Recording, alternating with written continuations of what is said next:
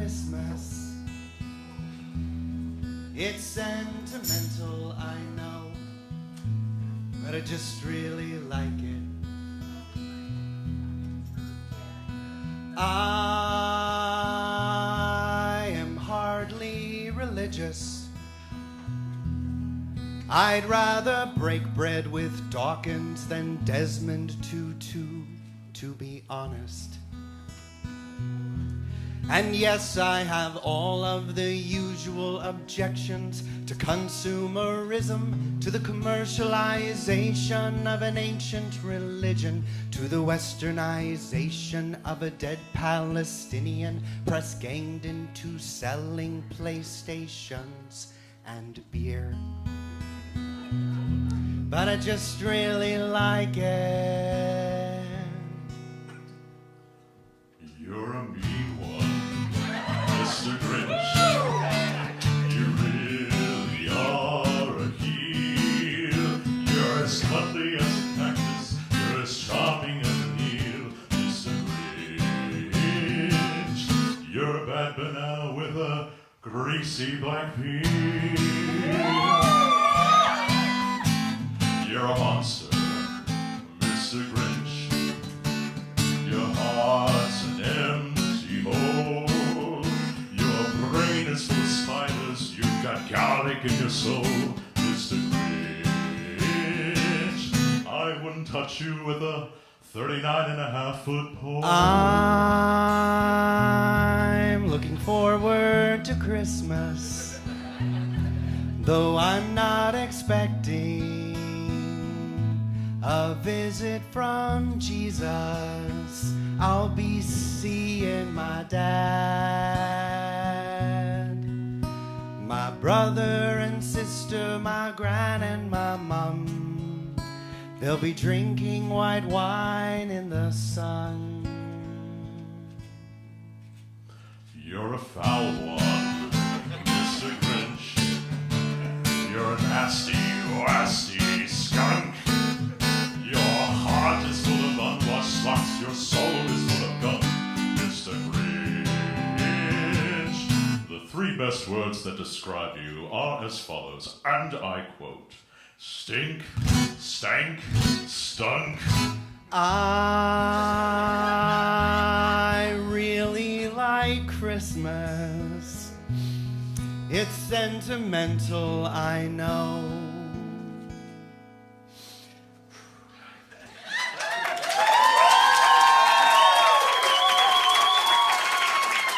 I mean, we've done mashups before, but that just has to be the worst one we've ever done. It doesn't make any sense at all. If we have an opportunity later in the program to air grievances, we may just do that, but hold that thought. Welcome, everybody, to Sunday Assembly Nashville. You're here for our 61st, and most of them right here, but we're going to do some more familiar music and some songs that maybe you can clap and sing along to as well. Y'all want to start here with the Unplugged Unnamed Assembly Band? Yeah! All right! Are you ready?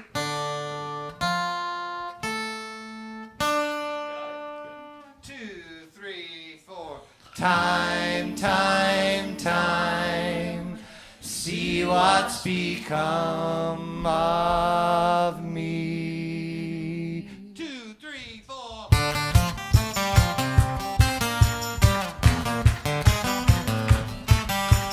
Time, time, time, see what's become of me. While I looked around for my possibilities, I was so hard to please. Look around, leaves are brown, and the sky is a hazy shade of winter. Here's the Salvation Army band. Down by the riverside, there's bound to be a better ride than what you've got planned. Carry your cup in your hand and look around, leaves are brown, and the sky is a hazy shade of winter.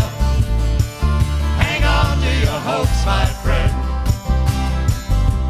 That's an easy thing to say, but if your fortune runs away, simply pretend that you can build them again.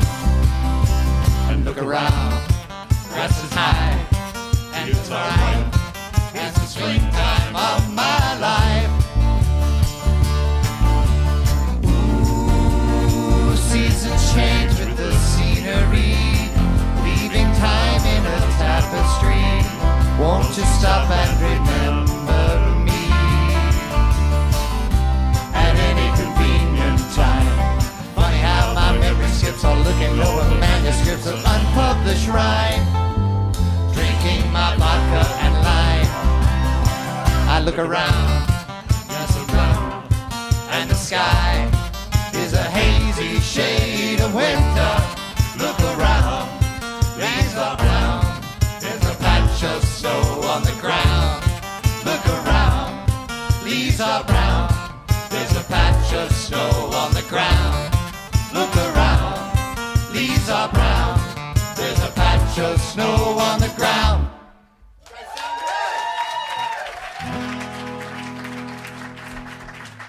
I was following the I was following the I was following the I was following the I was following the I was following the I was following the I was following the I was following the pack, all swallowed in their coats, with scarves of red tied round their throats to keep their little heads from falling in the snow. And I turned round and there you go, and Michael, you would fall. I turned the white snow red as strawberries in the summertime.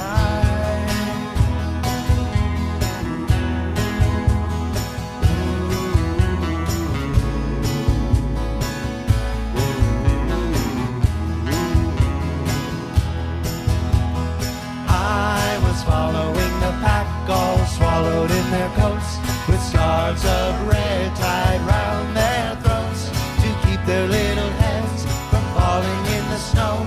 And I turned round and there you go, and Michael, you would fall and turn the white snow red as strawberries in the summertime.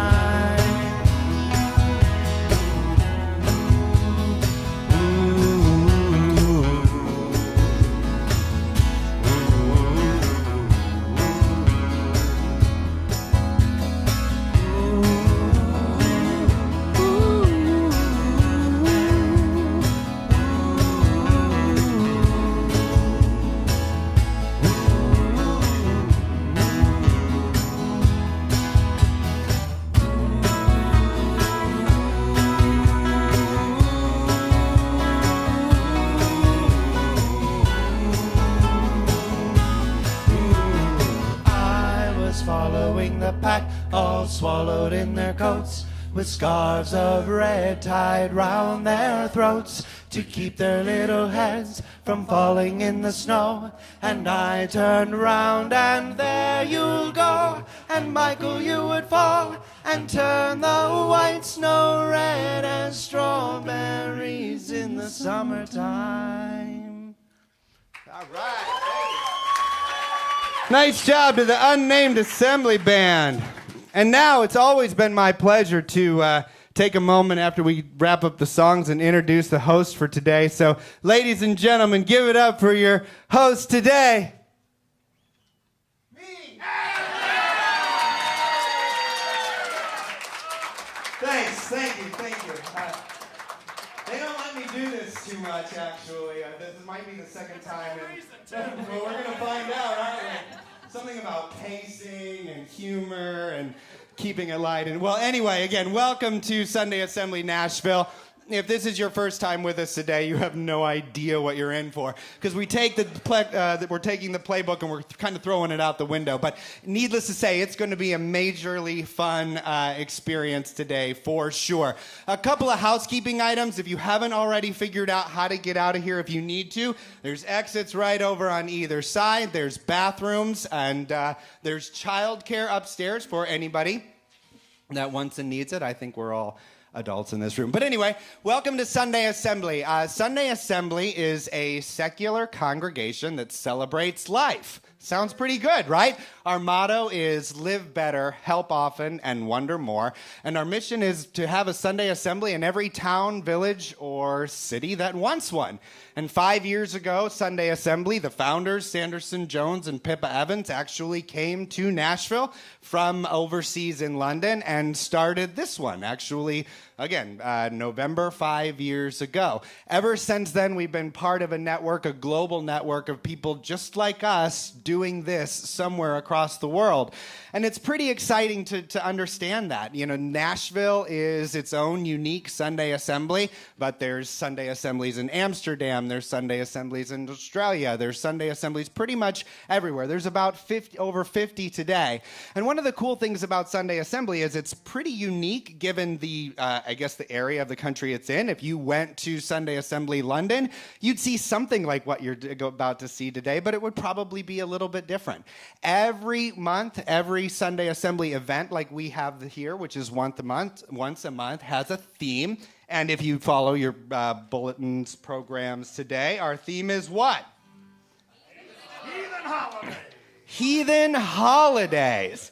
So normally in a traditional Sunday assembly, we're going to have a couple of things. Awesome songs that we get to sing along, and you're going to hear more of that today from the unplugged version of the Unnamed Assembly Band, and you get to hear the Sunday Assembly Tonalities Choir, which is also exciting. We typically have a Trying My Best, somebody who gets up and shares a personal story about their life, things that might be gone that would be relatively relevant to what we have here. Today you're going to get to hear a few more than just usual, which is nice. There's also a reading. Typically every single month, someone gets up here on stage and presents a reading that's thematic in nature. And guess what? You get to hear a few more of those this week as well. And then finally, there's typically a speaker that will come in and very much like a TED Talk-esque type thing. They'll take 15, 20 minutes and share a topical, relevant story on the theme. And today you get to hear just a few more of those. I promise they'll be condensed and not in 20-minute chunks. But that is actually where we're going to start today. So we're going to cover 4 different secular, heathen-ish holidays. And there's going to be a little bit of a variety between each of those. The first person I want to invite up to the stage to introduce our first holiday is Kate Sherlock. She is going to give her Trying My Best. Please welcome Kate to the stage.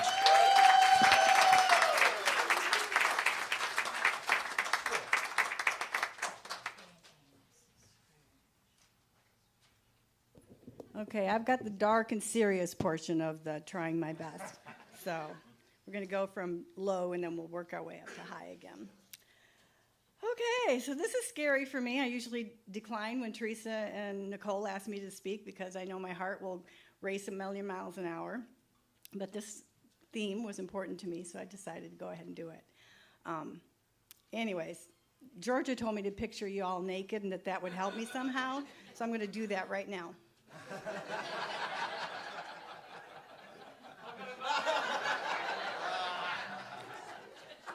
Okay.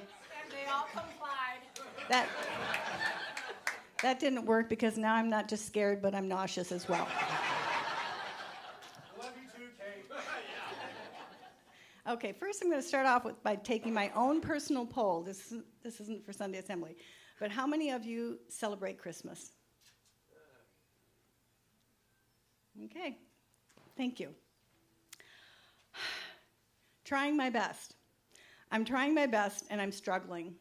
Struggling to reconcile, on one hand, the fact that I was formerly a member of a Christian religion that didn't celebrate Christmas. And on the other hand, my current agnostic atheist community, which has a view that can range from non-existent participation all the way to a full family affair. We are definitely non-herdable cats. I used to be one of Jehovah's Witnesses, who at the moment I hold in high regard for their clear, strong stance on Christmas. Stephen knew my religious history, and he knew I would be a good candidate for this Grinch-like portion of the program.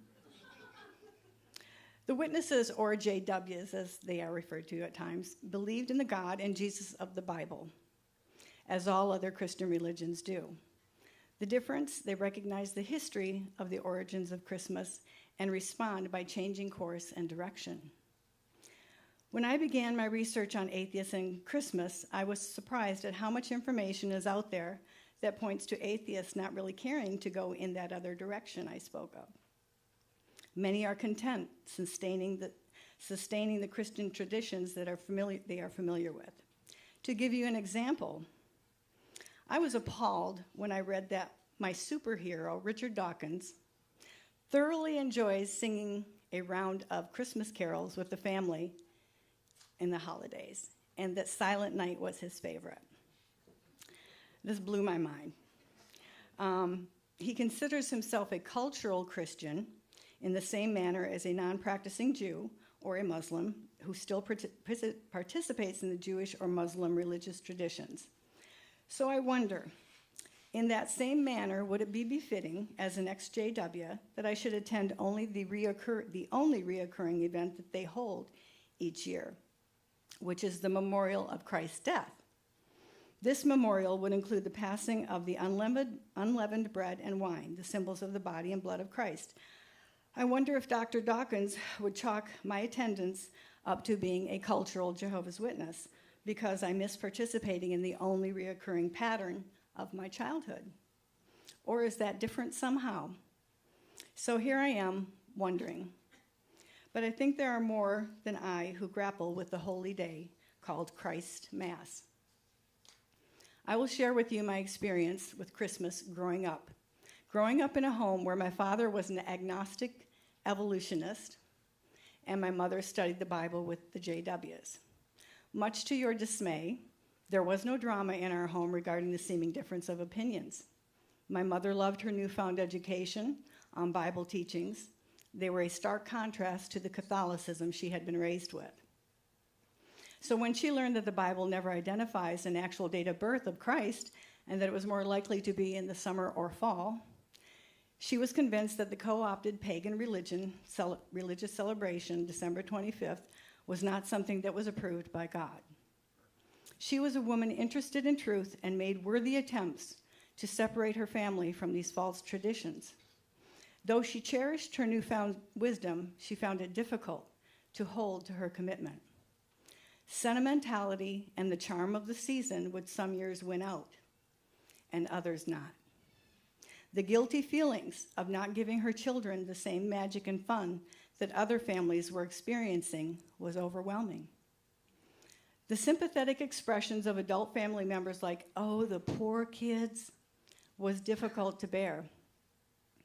Therefore, I have childhood memories of Christmas. I recall those overly exaggerated shrills of 3 little girls waking up Christmas morning to sleds, toboggans, ice skates, chatty Cathy's, easy bake ovens, and Barbies. They were all awesome.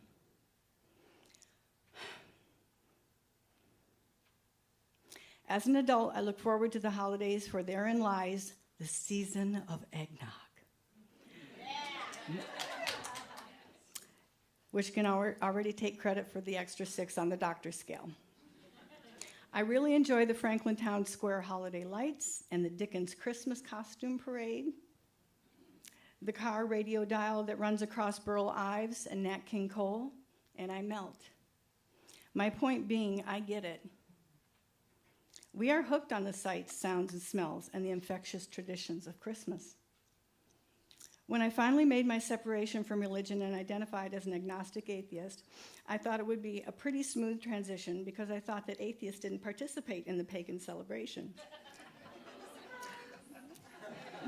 They are a rational, reasoning bunch that wouldn't dream of the ridiculous practice of cutting down a perfectly healthy evergreen tree, tying it atop a car, and dragging it into the living room, sap, needles, and all, hanging electric lights on it and trinkets. So I wonder. Because in 2004, Pope John Paul stated, "The tree is the symbol of Christ, the symbol of immortality and undying life." I was under the impression that this conflicts with the non-belief concept that life ends at death. I imagine non-believers surely don't deceive their children with the Santa, naughty, or nice, or Jesus mythology that someone is always watching. They teach them that their behavior is a reflection of who they are and how they relate to others.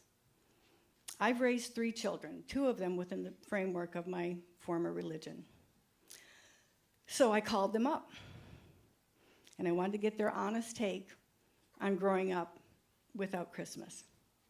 They both agreed that because at the time they knew and understood that what they thought was true, they were proud to uphold and honor their position, even though at times it was difficult.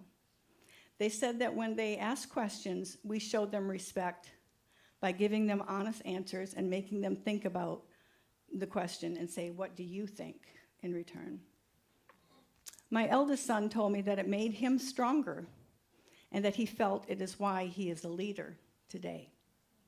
My middle child recalled that even though it kind of sucked when the kids would come back from Christmas vacation boasting new toys, that he knew that mom and dad would randomly surprise them with gifts throughout the year. The pagans worship the sun in the sky. Christians worship the magic man in the sky. The pagan traditions have morphed into Christian, which have morphed into atheist-accepted traditions. Christians simply appropriated local pagan celebrations to suit their own beliefs, and now it seems we have incorporated them into our secular heritage. Should we continue to structure our worlds around religious myths? Some of us have sacrificed much and have journeyed down a long, rough road fleeing from religious enslavement. We have earned our religious stripes, non-religious stripes, through rationale, reason, and conviction. So in closing, with those tenets in mind, I am inclined to embolden the secular community to take time, ponder instigating new traditions, passing on some of the old. Swap out spending time at the mall with time volunteering to help the less fortunate. Plan a trip to the local science center or observatory with the kids. Start new family traditions. Plant some plants in the pots indoors and watch them grow. Get a bird feeder and a bird watch book. Our kids loved it. If you have to give gifts, then be creative and design them yourself, because that means more. Or sing songs like we'll sing later today, songs like Celebrate the Light that Steven wrote. They're good, solid, non-belief songs. So there it is. Now let's get happy.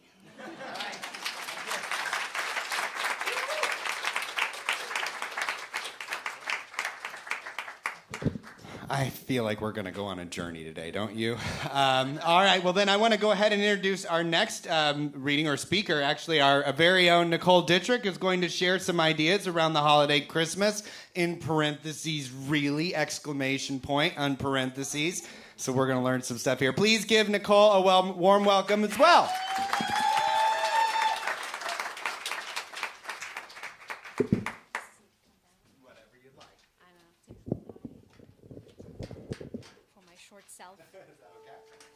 I think so. Can you hear me? Yes. Then it's okay. I brought a few props. Yeah. What's in the sack? Don't you want to know? Teresa, you said you didn't know this. I did, babe. I just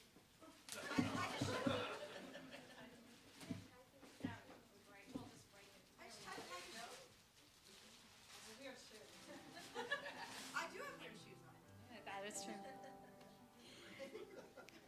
All right, what I'm going to speak about today is somewhat actually relates really well to what Kate said, but also clashes with it a little bit. And I hope what everybody can take away from this day today is that you can, just like Kate said, find your own path through all the holidays and find your way and pick whatever speaks to you.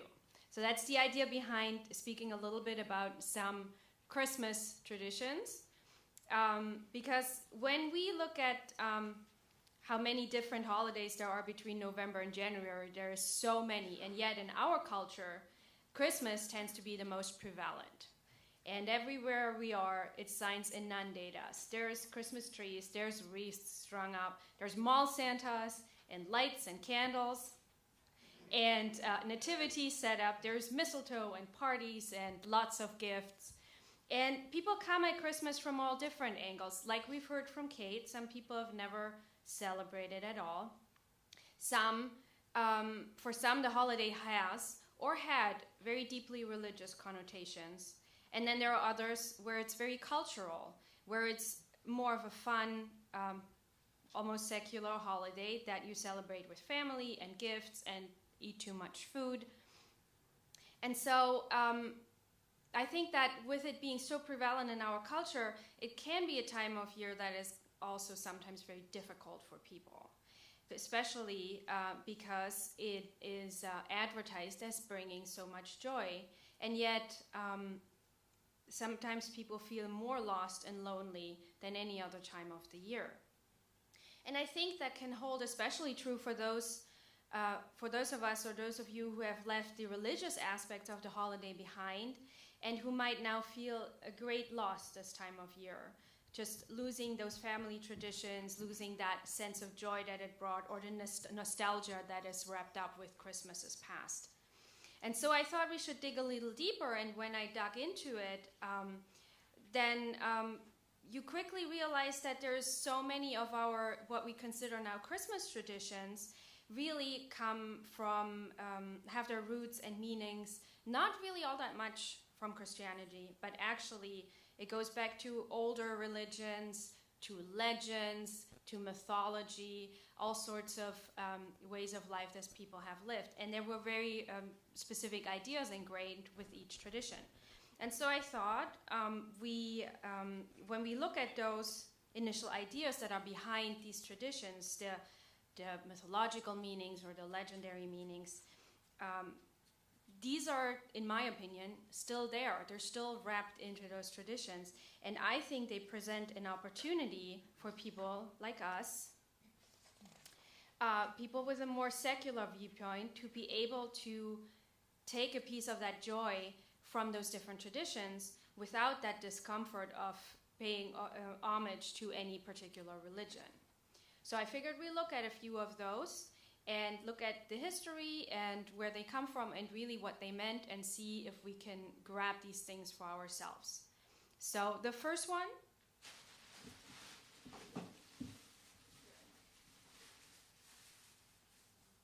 Christmas is wreaths. This is my little table wreath. I made this myself. I have to fix it every year because we have cats. So wreaths. It goes back to the idea that any kind of plants and trees, evergreens, anything that remained green all year long has always had special meaning for people during the winter time. It's because it symbolized immortality and fortitude, and the idea that with the evergreen living even through the harshest of winter, it's a reminder that green plants would come back again when the sun was strong, that summer would return, and thus it's a symbol of hope. And so even back the ancient peoples, no matter who they were, the Egyptians, the early Romans, Druids and priests and Vikings, everybody hung evergreens over their doors and windows. And in some areas, like in ancient Rome, they even gifted evergreen branches for New Year's to celebrate and wish each other good health. Over time, people started bending these into a ring and then actually hanging them on doorways. And that was, with the circle form, is also the idea of eternal life. So there's really deeply ingrained is the idea of hope with the evergreens, and for, a new year coming, a summer, and the light returning.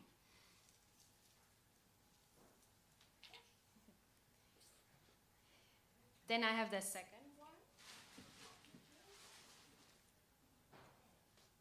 Gifts. All right, gift giving. Gift giving goes all the way back to the ancient Romans as well. I love that. They found everything.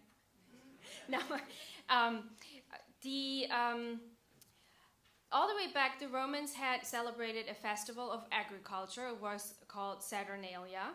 And during this time, children would already be given gifts. Now, the history of the gifts, a little macabre, because they gave them wax dolls, and the dolls represented human sacrifice. They were given to Saturn as a thank you for good harvests.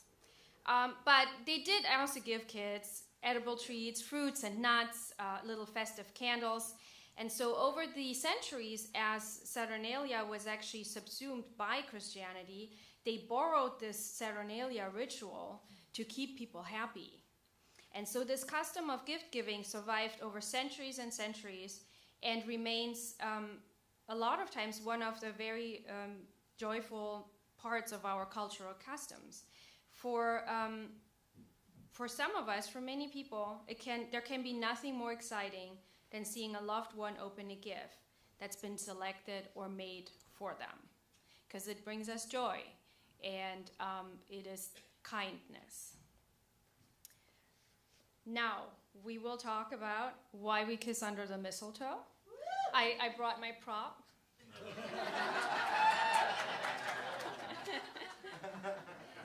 When it says kiss me, she means me. Oh, hell yeah. So why do we actually kiss under the mistletoe? It is somewhat blurry, but the best idea that we have is that it goes back to a very old legend of the Norse god. Baldur was his name. He was Thor's grandson. He was the god of truth and light, and it is said that he was killed by a dart fashioned from mistletoe plant. And so his mother was so devastated at his death that her tears became the berries that are now on the plant, and it was decreed that mistletoe would never again be used as a weapon, but rather be a sign of peace, and that she would place a kiss on anyone who passed under it. And so, of course, this history has been mostly forgotten, so now we just kiss because it's fun. She said that. So now I'm going to talk a little bit about nutcrackers, which I found very interesting because I am German and I realized I don't have one, so there's no prop. I'm like, I know, right? They'll take my passport away if I. Yeah, but that feeds into, yes, they are originally from German folklore. Nutcrackers are gifted as keepsakes, and they're bringers of good luck. You set them out to protect your home. And the legend says that the nutcracker represents power and strength. It is someone watching your family, guarding them from danger. It bears its teeth to the evil spirit, as you can see on every nutcracker. And so it's a very traditional message of spreading goodwill and protection to your family. Of course, here, especially in the US, but I think in Europe as well, what made them particularly famous is the ballet. The ballet was written based on a story from 1816. It was a German writer, E.T.A. Hoffmann, who wrote the story of the Nutcracker and the Mouse King. So that kind of ties back to it being German folklore and the Nutcracker being folded into stories. And the ballet was written at the end of the 19th century based on this story.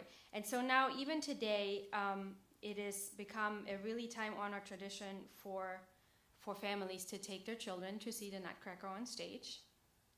And the actual figurines, it is said that particularly after World War II, when the GIs came back from the war, they brought back nutcrackers as keepsakes, because they found them on Christmas markets and liked the idea, and so they brought them home to protect their families at home.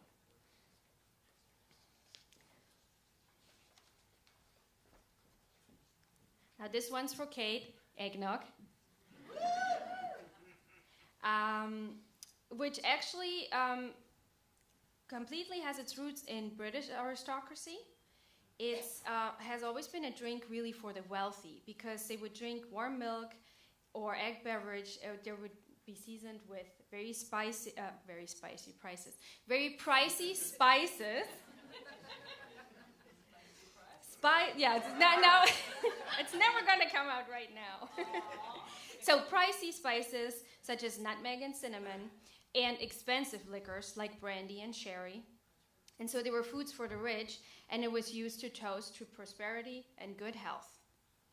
When the drink was brought to America along with the colonists, they often replaced the expensive liquor with rum. When rum was scarce, they used moonshine. But either way, the scarcity, is particularly of the alcohol and these spices, seems to have made it this very specific drink for very special occasions. So that's how we believe it came to be something that we drink a lot during Christmas time, even though it does not actually really relate to any of its history. And now my last big piece.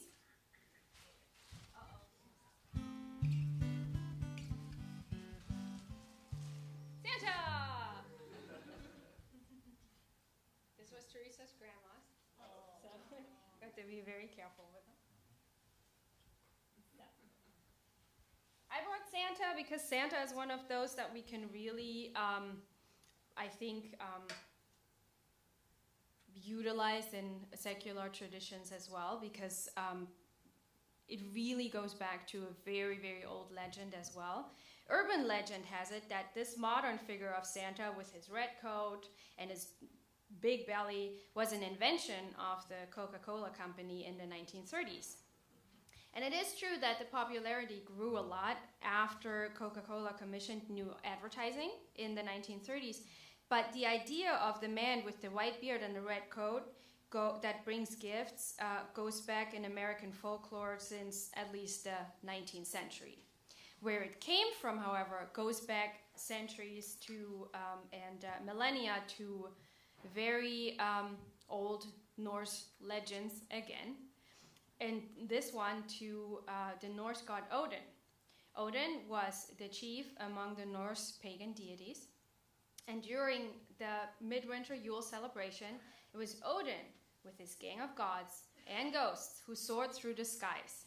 And he was traveling on a flying 8-legged horse named Sleipnir. And the gang would fly over villages and countryside, terrifying anyone who happened to be out. And yet, he would deliver toys and candy to the children. And children would fill their boots with straws for the 8-legged horse and set them by the earth, which has stayed with us all the way through the stockings we now hang on the fireplace.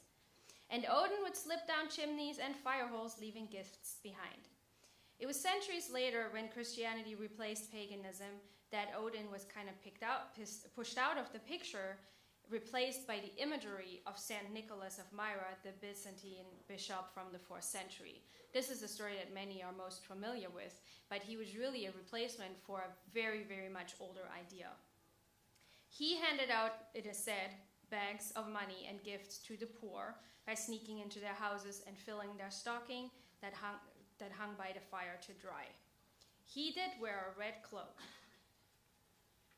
And so after the Reformation, a lot of he and many other saints were largely forgotten, but there were specific cultures that kept the ideas alive and revitalized them. Among them was Holland. The Netherlands saw him morphing into the idea of Sinterklaas. So here we have our name, Santa Claus, who was a kind and old wise man with a white beard and a red cloak. He would ride over the roofs on his 8-legged white horse and deliver gifts through chimneys to well-behaved children. Often on December 6th, actually, which is St. Nicholas Day. He would also punish naughty children with huge bags and willow canes. Lovely. Folded into that, there's also, for example, Father Christmas. He personified that idea starting in the 17th century in Britain. This one I like because apparently Father Christmas initially was neither for kids nor did he bring gifts. He was all about singing, drinking, and being merry. And he is said to have been a tall, wizardly-looking fellow that was the inspiration for Gandalf. So many ideas are folded into this idea of Santa that I think the idea of the joy that this tradition might bring, I think is valuable to live on for many of us.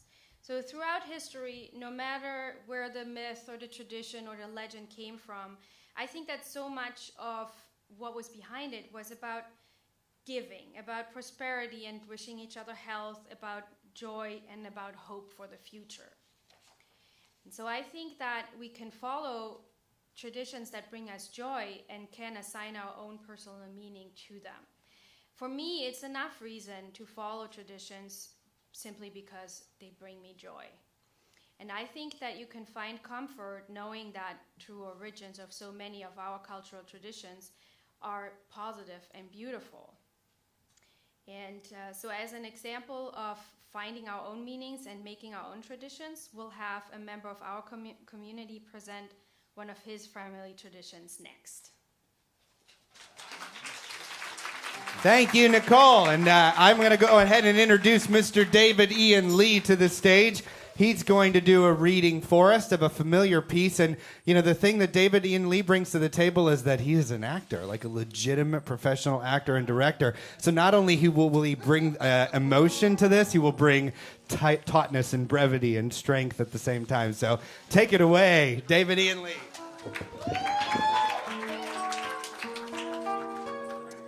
Legitimate.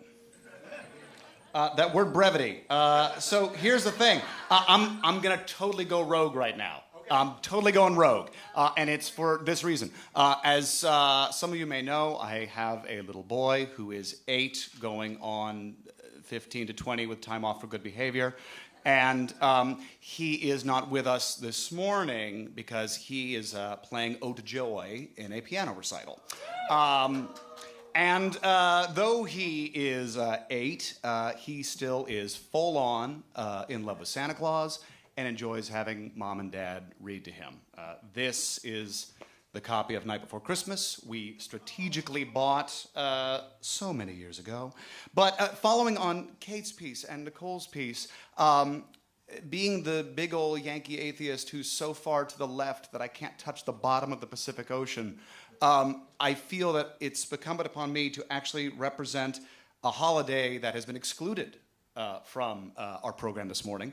This is somewhat out of order, if that's all right. That's fine. But with your permission, if you'll indulge, with all sincerity, another family tradition of ours.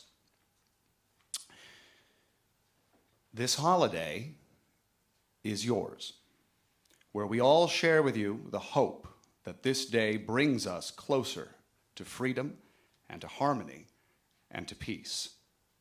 No matter how different we appear, we are all the same in our struggle against the powers of evil and darkness. I hope that this day will always be a day of joy in which we can reconfirm our dedication and our courage, and more than anything else, our love for one another. This is the promise of the Tree of Life. So says Princess Leia Organa, formerly of the planet Alderaan, on the occasion of the Wookiee Life Day, in its traditional She-Rook pronounced from the Star Wars Holiday Special, which we watch every year.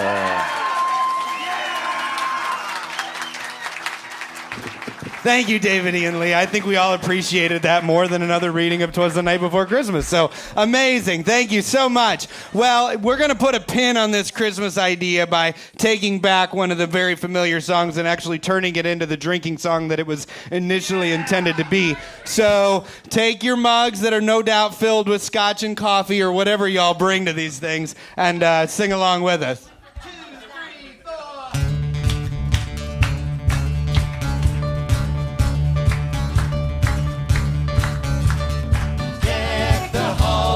Boughs of holly, la la la la la la la la la.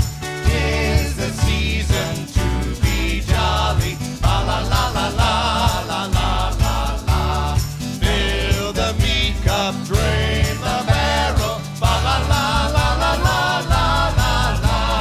Droll the ancient Yuletide carol, la la la la la la la la la.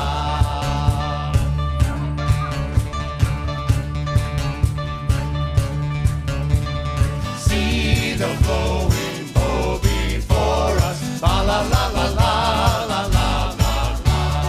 Like the harp and join the chorus, la la la la la la la la la. Follow me in merry measure, la la la la la la la la la. While I sing of beauty's treasure, la la la la la la la la la.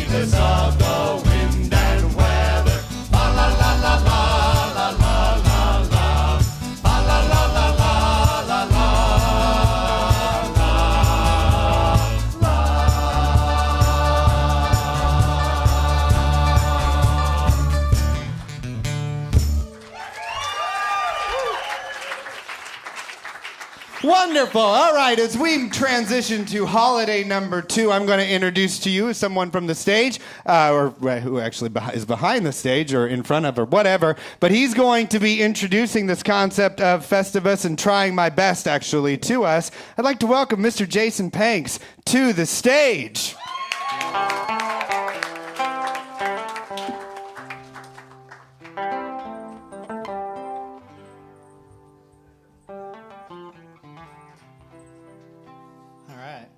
Hi, everybody. Certainly, bow. Certainly more comfortable, well, I dropped my bow. Certainly more comfortable behind the mic than I am in front of the mic,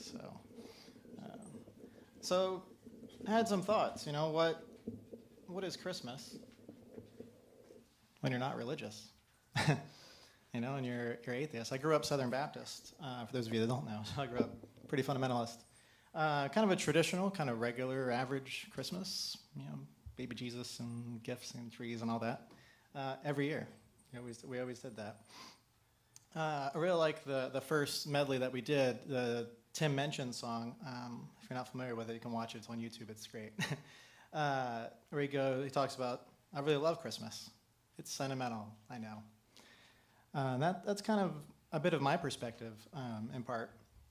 So it's one of my favorite times of year, but there is kind of a struggle a little bit as an atheist. There's a little tension sometimes between I love it as a tradition and something that I do, but I'm not Christian anymore. So a couple of the struggles that I've had or tension that I get is Christmas time on, I feel like October 1st, closer every year. But you'll see Jesus is the reason for the season. All over the place. At home, my religious mom still has that posted everywhere. And then you'll also see, just what people reference it and talk about it as. Another struggle I've had a lot is Christmas Eve service. It's a tradition. So growing up Southern Baptist, they do communion only 4 times a year at the church I went to, about every quarter. Christmas Eve service is one of them. So that's always been a struggle. If I'm not religious, a Christian, my mom still wants me to go to that. What do I do? So the past 3 years, 3 or 4 years being atheist and being a Sunday assembly and having other people around me that are also that way, I decided I've conveniently had to work on the 24th. It just happens to be that work schedule. So I just won't make it down to Louisiana, where my family is, in time for that. Darn.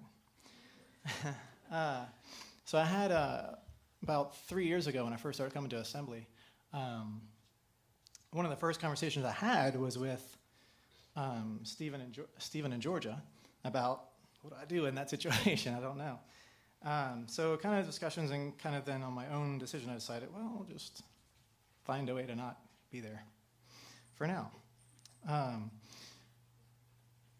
Also, I'm glad to having a Sunday Assembly family to kind of support me and bounce questions off of. So more of my sentimental view, a little bit different view, fun, is, I remember Christmas gifts as a kid. That was really fun. We'd have the fun part of it. There's the mystery of, what are we going to get? What am I going to get? What's in this box? What's in this bag? What's Santa going to leave us? And I just always had that fun, the excitement, the mystery, that part of it before. I really enjoyed that part and still feel sentimental and miss that part of it, enjoy that part of it. I also like that you can focus on, when you're giving a gift, of what's going to make that other person happy, what's going to bring them joy, especially if it's creative, kind of like what Nicole was saying. And then, I really like the decorations, putting up the trees and the ornaments and that kind of thing. As you can tell by the way I usually dress, I'm pretty plain. Decorations aren't really my thing. So that's the one time of the year I get to branch out a little bit. My favorite part, though, of Christmas, of the holidays, is being with family. As my family's in Louisiana, so sorry, I'm more nervous than anything here. And it's just the one time a year my family has a tradition that we all get together on that day. So I like driving down there, spending time with them. So sure, yeah, sorry, I'm a mix of nervousness and emotions. Thank you, love you too. Yeah, sure, gifts, decorations, cookies, vegan ones, are good, especially if they're baked from scratch. My mom likes doing that. She likes making desserts, one of her traditions. But it's the time with the people I love. That's what I love the most. So yeah, I can be a little sentimental. Thanks.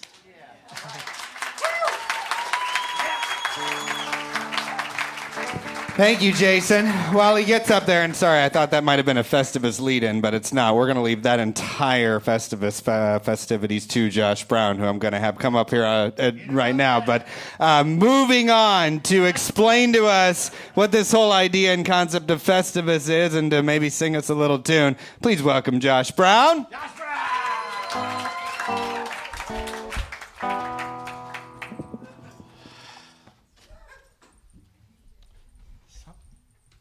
Something's not right. Oh.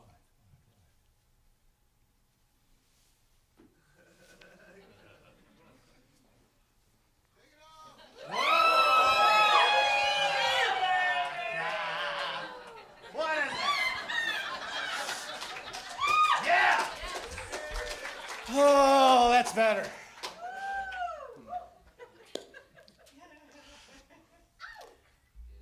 In a 1997 episode of Seinfeld, titled The Strike, which aired during the show's 9th and final season, George Costanza's father, Frank, portrayed by Barry Stiller, decided to stage a one-man war on Christmas. So instead of a crassly commercialized holiday, Frank was going to start his own tradition, Festivus. So Frank says, and he quotes, "Many Christmases ago, I went to buy a doll for my son. I reached for the last one they had, but so did another man. As I rained blows upon him, I realized there had to be another way." So with that, Festivus was born. The holiday is celebrated on December 23rd because Frank wanted to get a leg up on Christmas. And so to mark the occasion,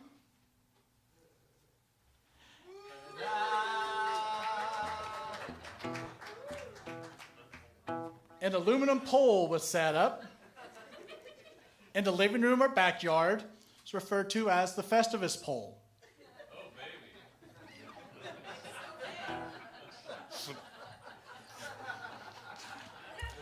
The Festivus pole requires no decoration. Traditionally made from aluminum, which provides a very high strength to weight ratio.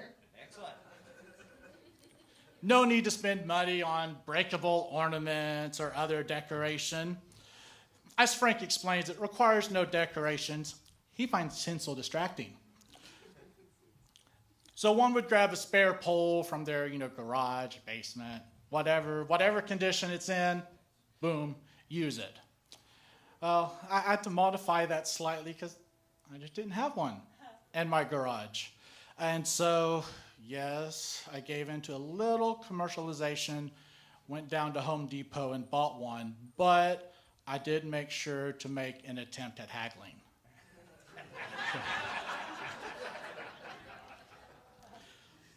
So after the Festivus meal, traditionally consisting of sliced meatloaf on a bed of lettuce, with a dish of peas on the side, the host welcomes the newcomers and starts the airing of grievances. Instead of sharing thoughts of gratitude with those around you, you'll relieve that built-up stress over your annoying relatives and freeloading friends, and tell them all the ways they've disappointed you over the years. Like, I got a lot of problems with you people, and now you're going to hear about it.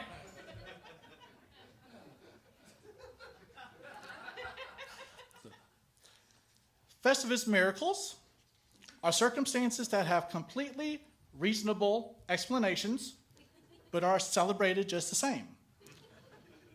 Verbal recognition with a sense of awe is given to these occurrences, like someone shows up to the party and you're like, "Hey, how'd you find out about the party?" It's like, "I was invited." Festivus miracle! So Festivus doesn't officially end until a guest has pinned the head of household in a wrestling match called Feats of Strength. The special guest can be selected by the head of household or nominated by another guest. However, the person can decline the offer only if they have something better to do. So when Festivus began, audio recordings of the events were made on cassette tapes for future generations to enjoy. And you may want to remove your ugly Christmas sweater to avoid any damage that may occur before wildly calling to your opponent, "Let's rumble!" And so in the Seinfeld episode, George Costanza was inspired to find yet another way to save money. So as a gift, he receives a certificate noting that a monetary gift had been given in his name to a charity. So instead of exchanging Christmas gifts with his co-workers, George gave cards stating that a donation had been given in the recipient's name to a charity called the Human Fund. Money for people. This organization was entirely made up, did not exist. And so while most people know the holiday from Seinfeld, its origins actually go back much farther to a family tradition of one of the show's staff. Writer Dan O'Keefe's father invented the holiday when Dan O'Keefe was about 8 years old. He grew up celebrating Festivus, complete with the feats of strength and the airing of grievances. The pole was entirely made up for the show. Now, according to an interview with O'Keefe, he really didn't want to include, his family secrets on TV, but the other, I was like, come on, man, let's get this in. They'll make for great TV. And so he gave in, and they worked it into the episode. And so the traditions were included and introduced along with the slogan, "A Festivus for the rest of us." Now, O'Keefe explains that was an actual Festivus motto, and it referred initially to those remaining after the death of his grandmother. But then it developed to mean, in general, a forward-looking focus on life and those still living. So we here at Sunday Assembly Nashville, we kind of like to buck trends around here. So we're going to take a moment to take part in a couple of Festivus traditions where we're going to put our own SAN spin on them. So first off, instead of taking part in the airing of grievances, we will be doing an airing of gratitudes. So while you're thinking about something, you may want to air gratitude to someone or something for. We're going to take a quick opportunity to accept donations for the Human Fund. So to quickly talk about the Human Fund, Sunday Assembly in Nashville, please welcome Lori Nolan.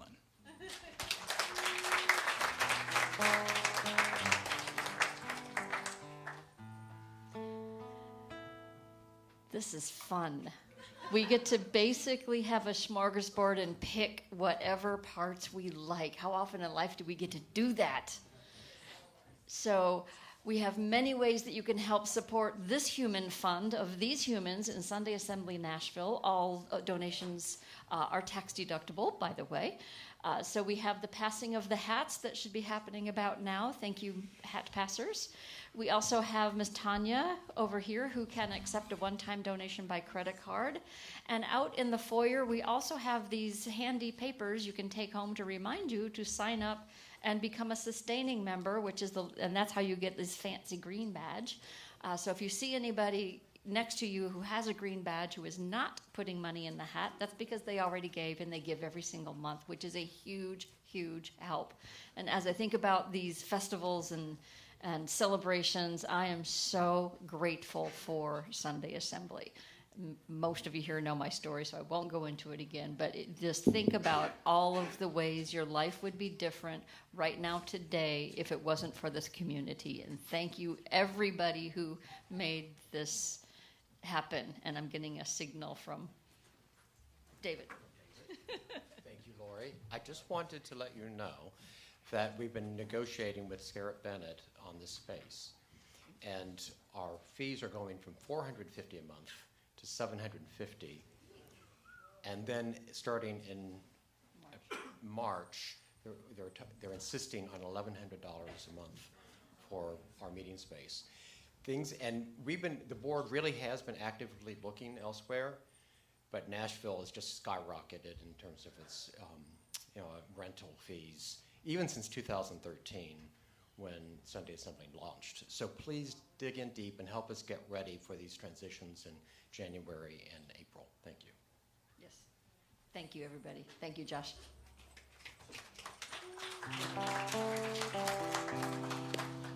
And so as the hat goes around, we'll start Sunday Assembly Nashville celebration of Festivus by welcoming our newcomers. So if this is your first time here and you wish to be recognized, please stand.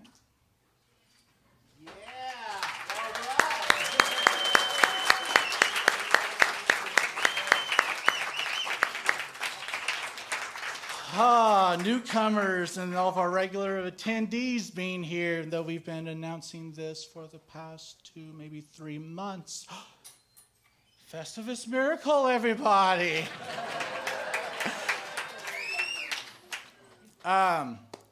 So we got that. We'll do a quick, I've kind of gotten the notation, we're running kind of short on time. So we'll do our quick airing of gratitudes. Would anybody like to start off? Miss Felicia. Are we supposed to stand up? Yeah, I'll stand up. I know die. About 1 minute, Josh. I wanted to say a special thank you and recognize the cooks, Steven and Melissa. Melissa's probably upstairs with the kids because she does everything. Before we even moved here, we were staying in a hotel because we were looking for houses, and we were in a hotel on Thanksgiving, and they didn't even know us, but they were like, come and have Thanksgiving, and now we've celebrated several with them over the years, and it's just so beautiful to have a family here.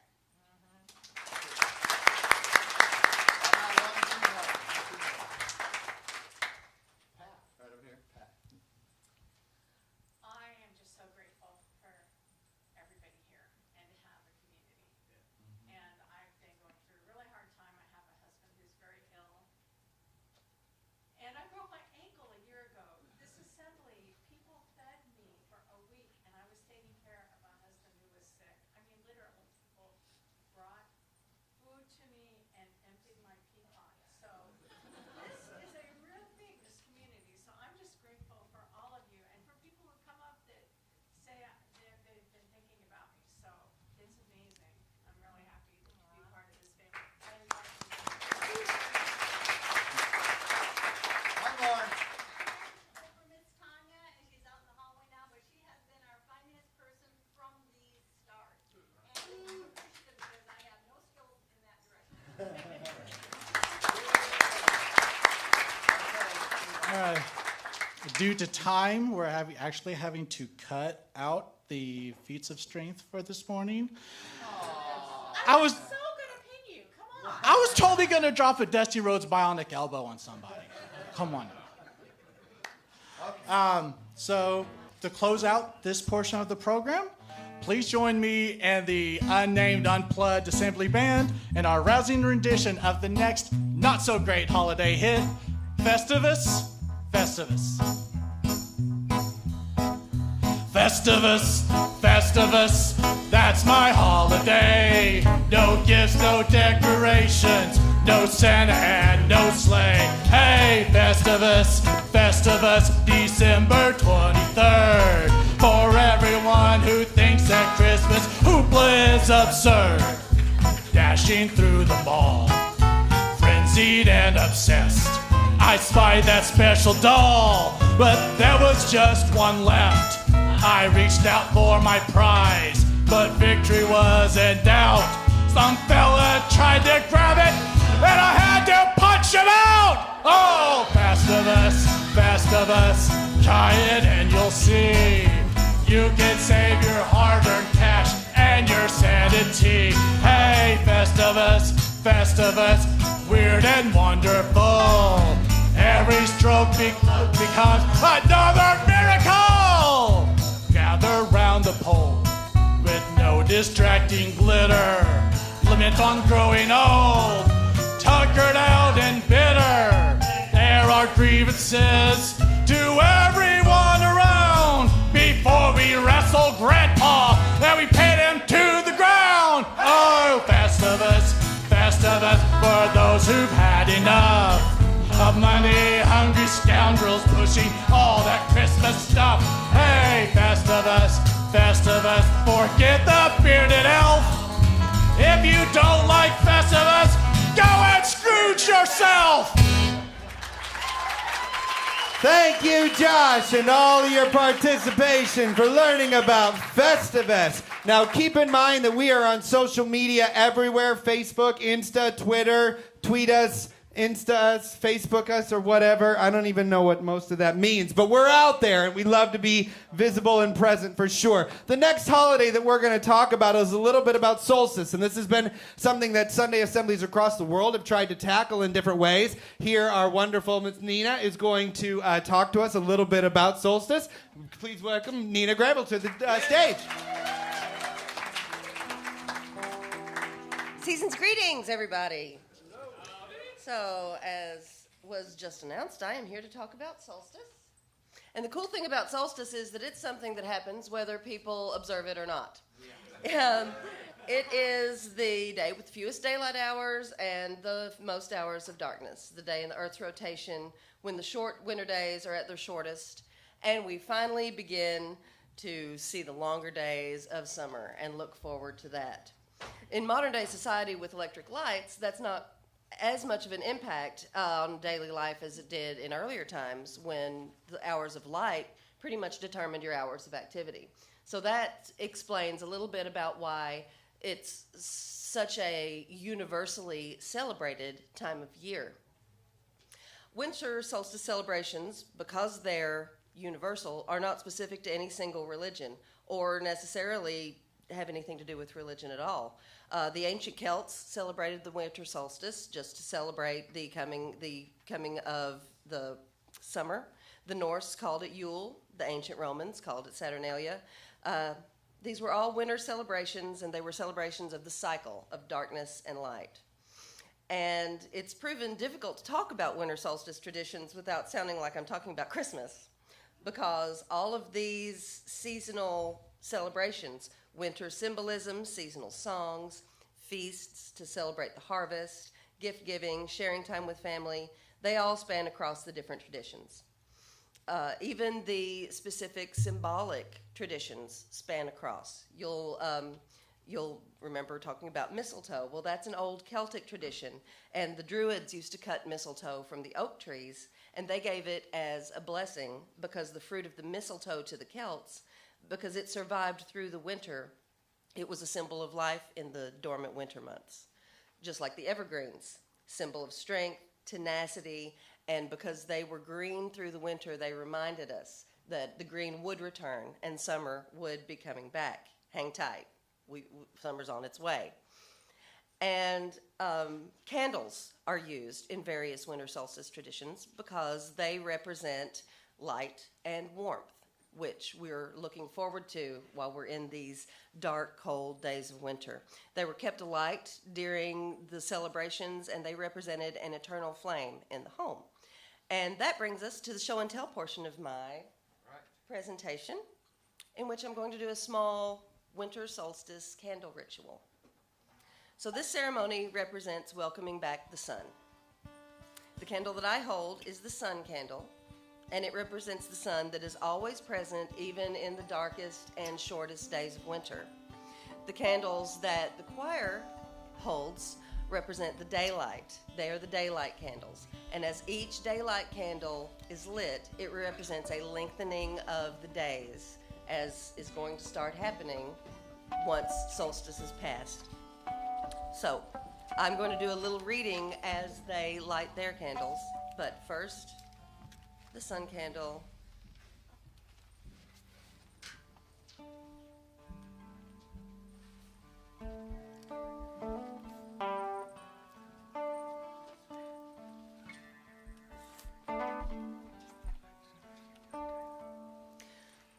The wheel of the year has again turned.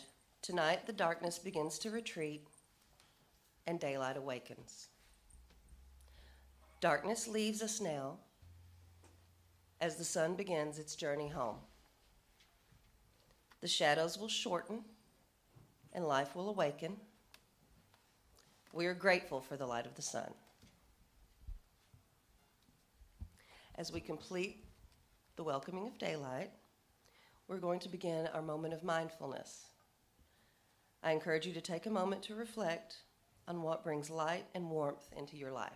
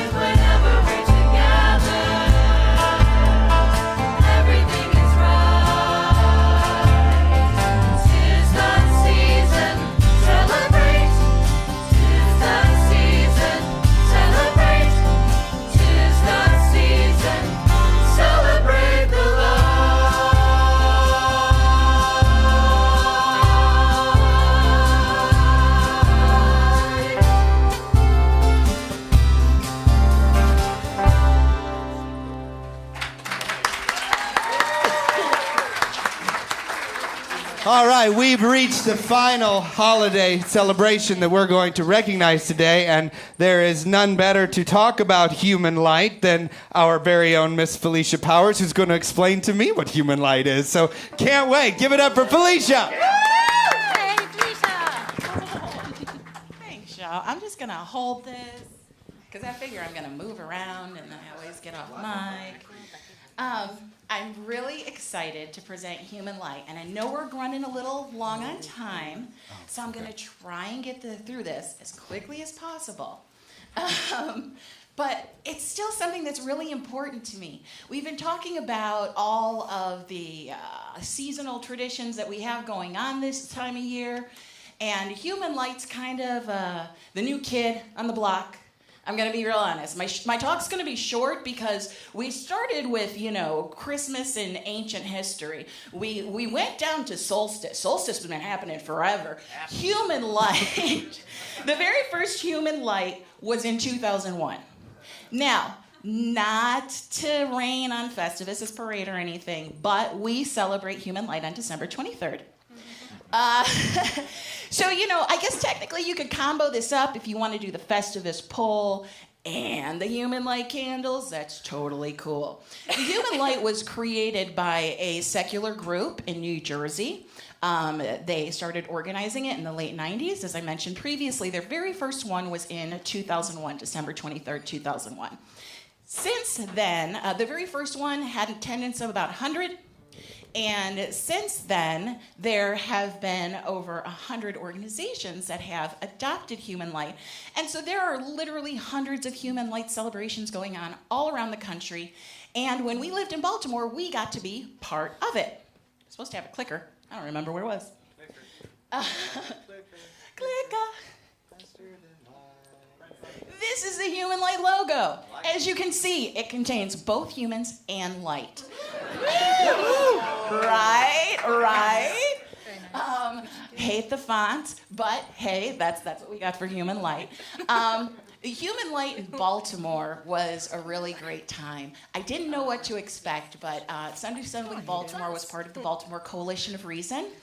And so that was a large group of, there were some theists, some non-theists, but we all did a lot of stuff together. So we had the UUs and the Ethical Society and the Assemblers and, basically it was, really big Nice People Club, which is also how I've described Sunday Assembly Nashville, Nice People Club. So thanks for coming to Nice People Club today. In Baltimore, we had a band, we had dancing, we had music, we sang as a group, we had a potluck, and we hung out. Oh my God, it's so much like Sunday Assembly. And that is why this holiday is going to be your jam. One of the things that we really love about holidays is the fact that we have rituals. Rituals are something that humans just are naturally attracted to. We're creatures of habit. And as you leave religion, as you leave faith, there's some rituals that you leave behind too, and those are some things that you might also miss. The 4 tenets of Human Light are, I'm going to be real honest. When I first heard about it, I thought it was a ripoff of Advent. And maybe I thought about that because I have a degree in theology, but they totally stole this from Advent. But the 4 tenets of Human Light are reason, compassion, humanity, and hope. And we bring in the ritual of lighting candles for each of those tenets. I have some short video clips that I was going to show you, but we need to wrap this up on time. So I'm going to just skip them. But if I can get 4 volunteers, people who would like to volunteer as tribute. Anybody? All right, let me make this easy. Who likes fire? Who wants to play with fire? All right, David Ian Lee. I can't remember your name right now. It starts with a T.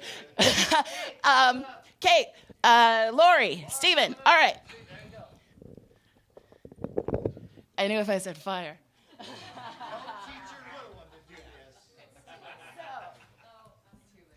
I'm going to assign you reason. You're going to be our first lighter. Lori, can you light a candle for compassion? David, you'll light one for reason. Pass. David, if you can do humanity. And Kate, if you can light a candle for hope to wrap us out. Kate and until they're born, they're parasites. Yeah. Thank you for lighting our candle for reason. This candle is lit in honor of compassion.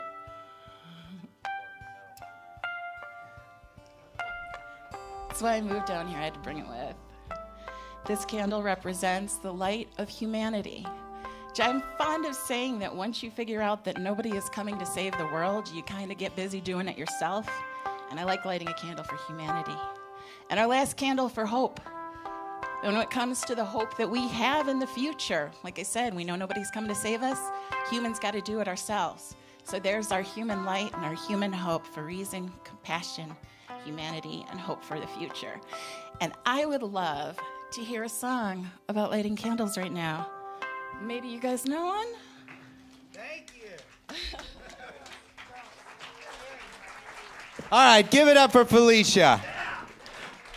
We are going to do that last song as our closer here, and we're basically at the end of the show, so we want to take a quick moment and thank every single person who's had their hands-on working through this Sunday assembly, whether it's speaking or coordinating or running sound or running lyrics, or all of the wonderful people in choir and playing with us today. Let's give everybody a super huge round of applause. I have just a couple of quick closing thoughts, which will take less than a minute. But from an announcement standpoint, I want to direct your all's attention to not only the announcements that you have in our program, because there are a million things that are happening throughout the week and month within Sunday Assembly, but also certainly on all of our social media channels, you'll find everything that is going on there as well. And I would encourage you to join it and to be part of all of it as you can. Now, we do have opportunities to connect with other organizations, maybe similar to ours on the secular scope. And at this point, I want to take a quick opportunity and welcome to the stage someone, a gentleman named Jim Helton, who is actually going to share a little bit about an activity that he has going on today. I will save the bio because I'm not staring at my bulletin right now, but I want to welcome Jim. Please give him a hand real quick. My name's Jim Helton. I'm the National Field Organizer for American Atheists and co-founder of the Tri-State Freethinkers. I have a couple questions to this group, which is an amazing group, by the way. How many of you are happy in the current political environment? You think the Supreme Court represents secular values? That your representatives in Tennessee represent humanist values? Do you feel like you're being represented? No! So my question to you is this, what are you going to do about it? And not as individuals, but as a group. And before you tell me, Jim, you don't understand, we're in Tennessee, I'm going to tell you, I live in Kentucky between the Creation Museum and the Ark Encounter. So winning. But what I tell you, and it is a competition, by the way.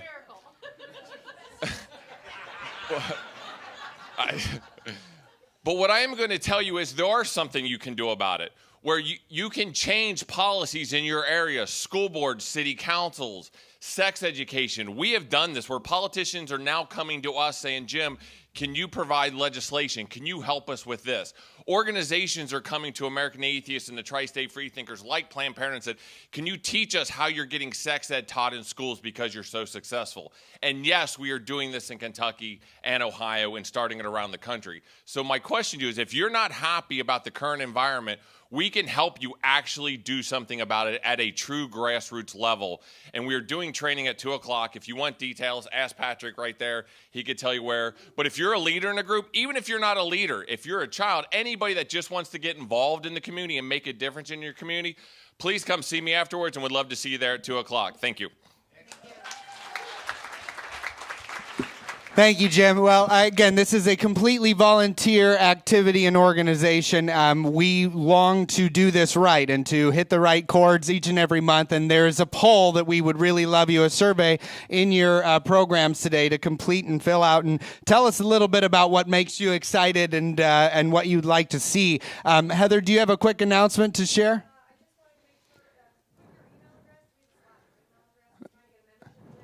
Okay. If you would like, if you would like it to be anonymous, that's great. If not, just bring it to the front as you leave. David also has a quick announcement as well. Go for it, David.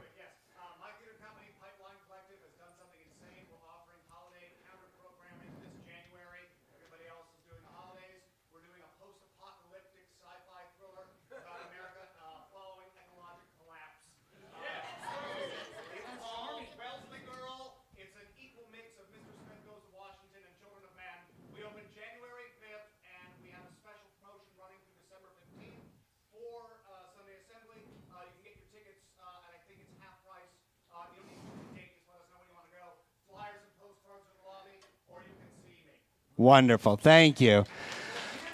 All right. Well, I'm very grateful that everybody's taken the time, and a marathon assembly for sure. We've done a couple of these now where we've had holiday-themed experiences. You may remember Yule Y'all from last year, where we put together a really big to-do, and honestly, not many people showed up. So we learned a lot from that and tried to condense it down here for sure. But nevertheless, this is a growing organization that still hasn't quite figured out all of the intricacies of how we do community together, but the fact is that we've been doing it together for the past 5 years, and we're seeing real results from people who are finding benefit from community and organizations like this. So if you love what Sunday Assembly represents, help make it be as vital and active a part of Nashville and the world as you'd like it to be. Help us attend, bring your friends, sing along, clap along, learn along with us. We're grateful. Come join us for lunch afterwards. We're going to close out with a song. We're going to have some very special violinists, Mary and Francis, to join us. So we'll close out with this. This is truly twin fiddles. All right, now we don't have the steel guitar today, but that's all right. We'll go just the twin fiddles. How can you go wrong with this closer up? This song is written specifically for the day, and I think it's going to be accessible enough that by the second time around you could probably join in, and we invite you to do so. So we'll just close out with this one. This one is part of the Human Light celebration. So, are we ready there, Dave? I think so.